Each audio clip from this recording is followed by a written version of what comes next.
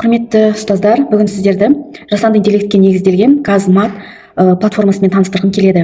Енді бұл Казмат, яғни математика деп тұрғанмен де, бұл платформаны барлық пән мұғалімдері қолдана алады. Қазір бұл платформаның мүмкіндіктерін өздеріңіз көретін боласыздар.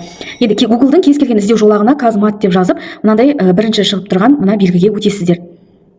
Міне сіздерде осындай бет ашылады. Енді бұл платформамен жұмыс жасау үшін ең бірінші бұл платформаға әрине тіркелу қажет. Тіркелу үшін ұстаздарға деген бөлімді басасыздар. Міне осы жерде осындай бет ашылады. Енді мына жердегі кіру деген батырманы басамыз. Email пароль арқылы, я болмаса Google арқылы тіркелуге болады. Мен Google аккаунт арқылы кіріп тіркелемін. Міне мен платформаға тіркеліп кірдім. Енді мына жердегі тілді таңдау батырмасы арқылы өзіңізге қажетті тілді таңдасаңыз болады. Менде қазақ тілінде тұра бергені жақсы. Енді бұл платформаның қандай мүмкіндігі бар? Бұны не үшін қолдануға болады? Мына жерде қарасаңыздар, оқушыны таңдау. Яғни осыны басатын болсақ, мына жерге сіз сыныпты создавать етіп, соның ішіне оқушыларыңызды түгел енгізіп қойсаңыз болады. Және сабақ барысында қай оқушыны тақтарға шығаратыныңызды осы батырма арқылы таңдай аласыз. Келесі топқа бөлу батырмасы арқылы дәл жаңағыдай сыныптарды осында жасаймыз. Содан кейін сол сыныптарды топқа бөлуге болады. Мысалы, бір сынып мен қазір жасап көрейін, қосып көрейін сыныпты. Профильге өтуді басамын.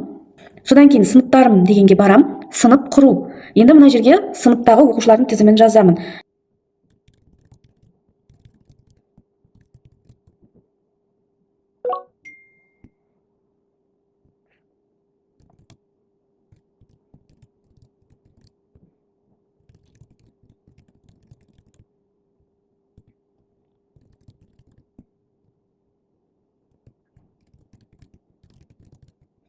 Так, міне мен оқушыларымның атын жөнін жазып алдым. Енді сақтау батырмасын басамыз. Так, мына жерге сыныпты таңдаймын. Бұл мысалы 9-шы литер Ә сыныбы. Сақтау. Мен енді барлық оқушыны жазған жоқпын, қазір жарты ғана оқушыны жаздым көрсету үшін. Енді жаңағы бастапқы бетке барамыз.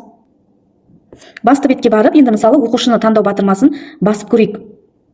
Міне 9-шы Ә сыныбы оқушы саны 9 деп тұр. Мен осының ішінен бір оқушыны тақтаға шығаруым керек. Кездейсоқ таңдау. Қазір бір оқушыны таңдап береді. Міне Утигалиева Сания деген оқушы тақтаға шығады деген сияқты. Енді бұл оқушы тақтаға шыққаннан кейін оны алып тастап әрі қарай таңдау батырмасын баса беруге болады. Келесі топқа бөлуді көрейік. Міне топқа бөлу 9-шы Ә сыныбы. Мына жерде сіз барлық сыныбыңызды жасаған кезде сіздің сыныптарыңыз тізіліп тұрады. Бір әдіспен бөлу, екі әдіспен бөлу деген тұр. Екі топқа бөлейік. Енді мына жерде оқушылардың аты жөні тұр. Топқа бөлу батырмасын басқан кезде міне осылай маған оқушыларды екі топқа бөліп берді. Одан кейін онлайн сағат деген батырмасы бар. Бұл жерде сағатты, секундомерді дайындап қойсаңыз болады. Оқушылар тапсырма орындап жатқан кезде уақытқа жарысу деген бар. Мына жерде мысалы 9-шы Ә сыныбы уақытқа жарысу дейміз. Уақыт мысалы 5 минут десеңіз, мынау 5 минут өткенше, 2 минут, 3 минут деген десеңіз, 3 минут өткенше осылай жасап қоюға болады.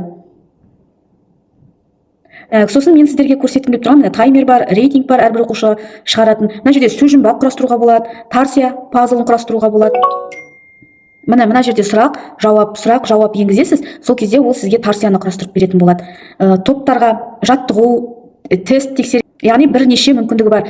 Жылдам ойла деген ойын құрастыруға болады. Партаға отырғызу, міне тест жарысы, тест жасау, қымыжы жазу деген секілді ғылыми жобаның тақырыптарына дейін бар.